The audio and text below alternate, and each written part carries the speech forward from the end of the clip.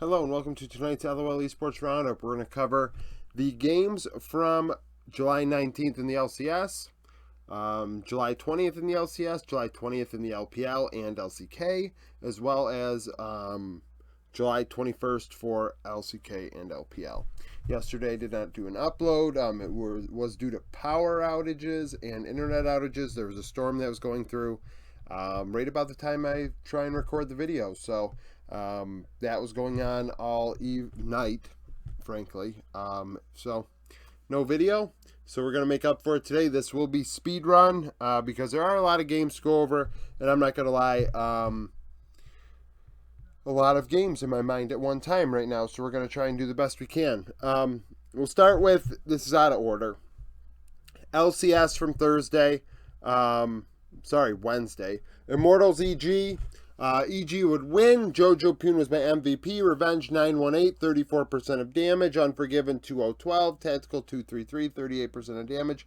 Shiden did play for Armeo. I think they were giving Shiden a look and an opportunity because it's the final week of the split. They're locked into the playoffs already. Why not offer that threat and at the same time give back to a player that may have been scrimming for them for quite a bit of the split and help them in, internal, 1v1s and things like that. I'm sure he was very helpful. Jojo put together a good pair of games, actually. Really heating up at the end of the split here. Unforgiven and Isla solid in the bot lane. And Revenge did well. 918, 34% of damage. I mean, when Revenge is doing well, EG are doing well. Golden Guardians, TL. Golden Guardians would win. Gory 527, 35% of damage. River 806 on Viego. Summit 331, 41% of damage. I believe that was on a Rumble. Summit trying to 1v9 once more. Can only do so much. The River Gory duo takes Golden Guardians as far as they can go. And in this case, it was pretty far against TL. APA struggling into Gory, and River going into mid, making things happen, and going all over the Rift, making things happen. So when you give him a carry opportunity in the LCS, he will dominate. He's very, very talented. And frankly, TL really didn't have much going for themselves. FlyQuest TSM, FlyQuest 1, Impact 312, 33% of damage on Rumble. Vulcan 1010, Insanity 041, 34% of damage in the loss. Once again, Insanity leading the way for TSM. That does not end on this board. Insanity has put together a really good split, a surprising split in my opinion, given where he was in Academy last split with Dignitas. As far as FlyQuest is concerned, though, Impact played very well in a bot lane situation where I think he outplayed a 1v2. And that really allowed FlyQuest to get rolling, gave them a slight gold lead that they would then carry throughout the rest of the game. So that was the Spark, and the Spark is worth MVP status in my opinion. NRG C9, NRG get the upset. Palafox 339, 35% of damage on LeBlanc. Ignar 1111 on Rakan. Berserker 624, 30% of damage in the loss. This was a backdoor angle game. Palafox solo killing Eminez in mid and then taking the Nexus, so he gets MVP. I thought in the mid to late game he was dealing obviously the majority of the damage. If you really think about it, actually you probably didn't watch the game, but the way I think about it, early to mid game, it wasn't about Palafox, but then when it became late game, it was him who was dealing all the damage and frankly making the difference. Because I thought Dokla looked really good on Kesante in the early game, but in the late game it was the Palafox effect. There, I will say C9 did put up a fight though. Fudge doing well, defending the base at times on Gwen. So C9 didn't die quietly. Lose quietly. 100 Thieves, Dignitas. Dignitas would win. Rich was MVP. Tomo 416, 36% of damage. Jensen 405. Someday 251, 31% of damage in the loss. I believe Rich was on Kesante as well, looking very good. I think he had high KP in the early game when Dignitas opened up a lead. If I recall correctly, they smoked 100 Thieves. At least in the early game, got out to an early lead. 100 Thieves came back a bit, but in the end, Dignitas come out with the win because Jensen did well in team fights. Tomo on the Kesa being very effective. And, this was the game to determine who was locked into playoffs outright that night, because both teams were 6-9 going into it. How do I want to do this? We'll go by region. So LCS, the 20th of July, FlyQuest Immortals. FlyQuest would win. Vikla was MVP on Yone. Prince 718, 38% of damage. Impact 713. Tactical 632, 37% of damage in the loss. This was a back and forth affair. But Vikla's Yone was the difference maker. I thought he played excellent. I thought Prince in team fights played excellent also, but in the end, it was the Yone that I felt was really, really on top of it. Unfortunately, FlyQuest do not end up getting into playoffs. It's incredibly disappointing, and obviously they're aware of how disappointing it is. I'm sure management is, shocked by this, honestly. Impact put together a very good last couple weeks. I'm not going to deny that. At this point in his career, who knows how much he has left, and it's nice to see that he's putting some decent games together. TSM Cloud9 win. Eminez 306, 32% damage on Tristana. Berserker 305 was my MVP. Insanity 2-2-2, 26% of damage and loss. Very even spread there from TSM. Early game was very slow, but Cloud9 would open up a lead in the bot lane. That was the majority of their gold lead. All of a sudden, it was like 2.5, 3K, and it's like, there are not a lot of kills. What's going on here? And you look at the CSD, and Berserker's up like 20 to 30 CS over Wild Turtle in a vacuum. So Berserker gets the MVP.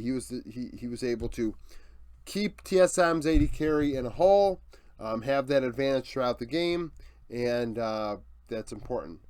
Not just even taking into account the fact that I thought Blabber played very well in this game as well. 100 Thieves NRG, 100 Thieves win. Quid 2-2-10, 34% of damage on Jace.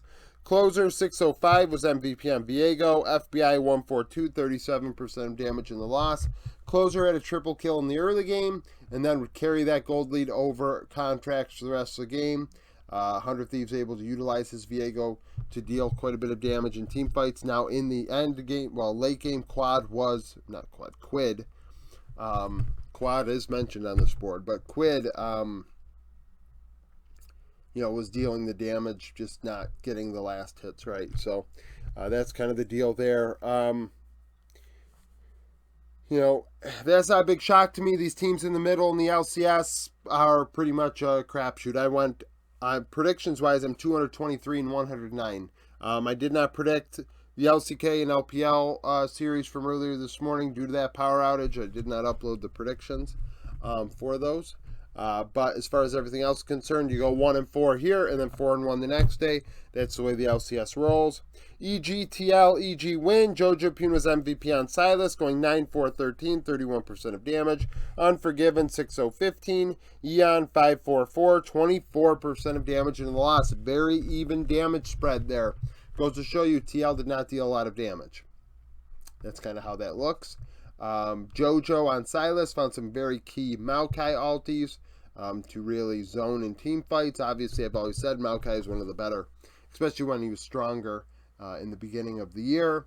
Maokai was the best jungler. You take the ulti zone, secures your objectives. It's just super OP. But if you take Silas into Maokai, that eliminates that. You can take that ulti, even deal more damage with it, and impact team fights and zone just the same.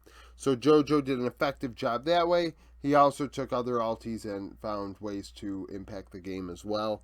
Early game was rough though. I won't lie. TL did keep up with them in the early game. Went mid lane a couple times. Got Jojo behind. Golden Guardians, Dignitas. Golden Guardians win. Huhi was MVP on Rakan. Stixay 806, 35% of damage on Kesa. Gori 2-1 and 11. Jensen 044, 38% of damage in the loss. Golden Guardians went mid a couple times in the early game. Once more, just like they had against TL. And frankly, Stixay was all over the place on Kesa, but Huhi was setting things up. Maybe it was on a Rel. It was either Rakan or Rel. Nevertheless, just setting things up, being involved. He was the facilitator in addition to River, and who he does deserve a lot of credit. A lot of people say he's the shot caller for the team. I think even the team themselves have said that. So, giving him some value for that as well for the macro decisions by Golden Guardians in the win. LCK, KDF, Gen G. Gen G 1-2-0, Pays 21-3-6, 36% of damage was MVP. Chovy 3-2-16 in the win. Bulldog 4-4-6, 35% of damage in the loss. So this was not dominant in my opinion. KDF put up quite a fight. It reminded me of KDF of 2023 spring in that, in the later parts of the split, they were very competitive against good teams, and it made us think, oh, well, in summer, they have the potential to make the playoffs, and they still do. I think they're still in that playoff spot, but 4-9 is disgusting in terms of how poorly they're playing. I thought that, Bulldog obviously did well. Dudu at times in Adoran found opportunities, but Young Jay just inted his face off.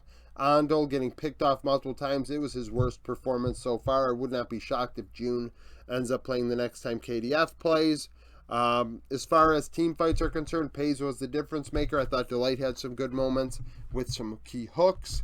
Chovy obviously doing his job, really taking on a role as a facilitator and really running with it. And it makes me really think Gen G have a chance if they can ramp up going into Worlds. If Chovy can play both ways like that, watch out. I mean, really, I know Knight's playing fabulous for JDG, and JDG have better players in literally all the other roles, but Chovy has that potential to be the best player in the world at any time, and the way he is playing and what he is offering is a world's contending mindset, in my opinion. DRX Nongshim win 2-1. Quad was MVP. Jiwoo 14-11, 32% of damage. Peter 1-5-29. Paddock 14-7, 12, 33% of damage to the loss. Nongshim open up with a win, and then in game 2 lose, so they put Quad in place of Fiesta. Quad looks very good on the Azir, had some key shuffles. His poke was impactful. He actually had more DPM than anybody else in this series. It is easier to deal higher DPM in one game versus 3. Nevertheless, he was cracked in game 3, played very well. DRX inting their face off at times, as is the case when you have a team with Rascal, Croco, Fate, and Barrel. Paddock, I mean, he's young. If he ends, it's because of inexperience at this point. As far as everyone else is concerned, I thought Sylvie had some really nice moments in this series. More bright spots than Croco. As far as bot lane's concerned, I thought Peter was very good as well. As Jiwoo and Peter continue to perform. I actually thought Nongshim was going to win this one because there's no way in hell these bad teams would 2-0 each other. So 1-1 split made a lot of sense. And Nongshim has some, outside of this mid lane situation, I think they have something to look forward to in 2024, depending on what they want to do. As far as today's concerned in the LCK, we had Bro and D+. D+ win 2-1. Deft was MVP, 16-4-13, 34% of damage. Kana 5-3-15, putting together a very, solid couple weeks. Honestly, as the D+ weak link, I thought that he's played better as of late than he did earlier. Obviously, he's not Thanatos, but I don't think he's been a detriment. Umpty 4-7-18, 24% of damage in an even damage spread. You do not want Umpty leading you in damage, but that is a Brion situation if I've ever seen one. Not only that, in game 1, Brion absolutely took D+ out back and beat the shit out of him. It was 17-0 in kills. I can't believe Brion had a game with 17 kills total between both teams, let alone having them all themselves. However, D+ would respond in game 2, and then game 3 was close, but Deft came through as the difference maker. I thought that he was very good on the Varus in team fights, leading them in damage in those key team fights. That altered the game. And frankly, that was super important. I thought his Jinx in game 2 as well was solid. Obviously, I thought Canyon, I won't lie, in the way that D+ really emphasized we're going bot lane and we're putting henna effort in a hole. And actually, Brion outplayed that first one pretty well. well, outplay probably isn't the right word. I mean, D Plus did kill them both, but Breon put up quite a fight. I thought Effort did really well on the Rakan in that situation. But as far as carrying that game, Deft was given all the opportunities and did so on the Jinx. So that's a nice sign. T1 HLE. HLE went 2-0. Viper 9-4-15, 30% of damage. Grizzly 15-11 was my MVP. Gumayushi 11-6-4, 35% of damage in the loss. I saw someone comment on my previous power rankings video saying that Guma can't be held responsible pretty much for the T1 losses since Faker left, and it's more Zeus and owner's fault. The way I look at it is if a player is a top 5 player in their position, they have the capability of 1v9ing. And when push comes to shove and your star player or one of your players is gone and you just continue to keep losing and you're not stepping up and being a difference maker, that is something that worries me. I think of Viper on HLE, for instance. Viper, early on in the split, constantly leading the team in damage, constantly nice KDA, having good moments, winning lane. Guma, it hasn't been quite as consistent in that regard. Frankly, it hasn't. I thought Kingen and Zeus entered his face off at times in this one, not a big shock. But Grizzly was MVP because in team fights, that Viego is nasty of his. I think that's his best champion I've seen him play. Game 2 on the Wukong, he had great CC with his Cyclone. And frankly, that was a difference. I thought that, honestly, it gave me vibes of, wow, like maybe HLE have something here, which has put their team together finally into a situation where this is now that world's contending team that we thought might exist behind the scenes. Well, not behind the scenes, it was out in the open, but it has laid dormant for quite a while. LPL, Team We, EDG from yesterday. EDG went 3-1. Ale was my MVP. Fofo 14-4-22, 33% of damage. JJ 4-5-42. Shanks 14-7-14, 35% of damage in the loss. Fofo and Shanks went back and forth. It was really actually quite a slugfest. However, I thought Ale looked very good on the Jax. He looked good on the Fiora in Game 2 in that game, getting ahead of Cube. They did emphasize going top lane to affect that matchup, but then Ale was able to run with it. And then I thought in Game 4 on the Ornn, so the first 3 games, EDG got out to a lead. Now, they lost one, but they got out to leads, and they threw a bit in Game 1, threw a bit in Game 2 and lost. And then in Game 3, they took it and ran with it and won. Game 4, Team We got out to a lead. However, Ale on the Ornn, the lead was quite significant for Team We, if I recall correctly. Maybe the lead was significant for EDG in Game 2. Regardless, this doesn't change how I feel about Ale in Game 4. They utilized his Ornn ulti to bring them back in the game one team fight at a time, one kill at a time, one pick at a time. And time again, Ale came through with that ulti, hit it where he needed to go. And honestly, that was important, the facilitating aspect of it, not to mention he had already shown his carry abilities earlier on in the series. Definitely a player that's taken a back seat on EDG this split. A lot of solo Dolo playing top lane island. Some games he went 0-0-0 in losses, which is pretty ugly in my opinion. But as far as this series is concerned, I thought that the top side of the rift was definitely EDG favored. In terms of the bot side of the rift, I thought Hope and Iwandi did well into Uzi and Mako at times. I think there were 2v2 kills back and forth from both sides. It was not clean by either. So that's definitely something that EDG has to work on. Today, Ninja and Pajamas RNG. Nip went 3-1. Photic was MVP. 25-22, 38% of damage. Juo 2-8-36. So the bot lane went 22-13 and 58. Tangwan 14-10, 13, 28% of damage in the loss. I had a tough time picking MVP, but in the end I picked Photic because I thought in a couple games he really came through. The game they lost, they put him on Ziggs. Ziggs is a bad champion to pick right now in terms of AD carry. I do not see many teams doing well with it. Not a big fan, I'll be honest. Game 1, I thought Juo did very well. For Nip, probably was the MVP by himself. However, in Game 4, I thought Angel was the difference. I thought in either 2 or 3, I forget which one, Nip won. Game 2, I think. Fodic, I thought, was the MVP. So it's definitely tough to pick one. Shadow was good throughout. RNG did eventually get sick of Lamau's shit and played Lele in Games 3 and 4. I think that's a little late. Even given the fact that I have been a person that's tried to, like, give Lamau a longer leash when I probably shouldn't have. Now is not the time to change supports in the playoffs. Randomly. You haven't played Lele all split long and you're just going to play Lele now? Like, what are we doing here? Kind of late for that. You should have been playing him, peppering him in the last week or so when you had playoffs locked up. Worrying about seeding, I think, is ridiculous. If you're going to do something this extreme with your roster, you should probably get some stage games with Lele on with Lele alongside LP to see if something is there or not. Tangwan, I mean, he had the most damage, right? I thought he and Breathe just left a lot. Honestly, RNG's top side has no excuse. Like, when it comes down to it, Angel and Fodic did more than Way and Breathe, and that was the difference.